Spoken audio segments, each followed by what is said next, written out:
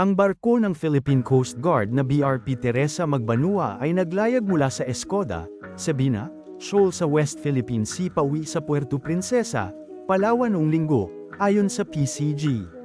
Ayon sa mga larawan na ipinakita ng PCG, noong 22 minuto pasado alas 2 ng hapon, 4 sa mga miyembro nito ay may sakit sa arthritis, dehydration, at sakit sa tiyan at kinakailangang agarang tumanggap ng medical treatment sa hospital matapos dumating sa pier. Ang barko ay namalagi sa Sabina Shoal ng 5 buwan upang bantayan ito mula sa mga barko ng Chinese Coast Guard na hinihinalang nagbabalak magsagawa ng reclamation project sa shoal.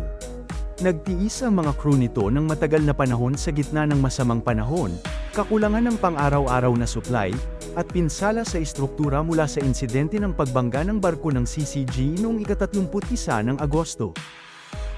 Habang nakatuon sa kanyang misyon sa Escoda Shoal, napipilitang bumalik sa daungan ang BRP Teresa Magbanua dahil sa hindi kanais-nais na kondisyon ng panahon, naubos na supply ng mga pang-araw-araw na pangangailangan, at ang pangangailangan na i-evacuate ang mga tauhan na nangangailangan ng medikal na pangangalaga, ito ay higit na komplikado sa pamamagitan ng mga pinsala sa istruktura ng barko na nagreresulta sa sinasadyang pagbangga ng China Coast Guard noong ika-31 ng Agosto taong 2024. Ang patuloy na agresibong hakbang ng Beijing ay batay sa pag-aangkin nito ng soberanya sa halos buong South China Sea, kabilang ang karamihan sa West Philippine Sea, habang patuloy na ang pag-ignore nito sa July, 2016 na arbitral award na nagsasabing walang basahan ang argumento ng China sa pag-angkin nito sa West Philippine Sea.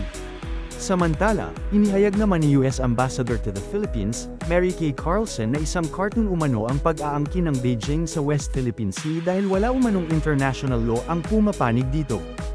9-dash line or now 10-dash line that China has drawn is a cartoon. That's not based in law. That is not a factual representation of international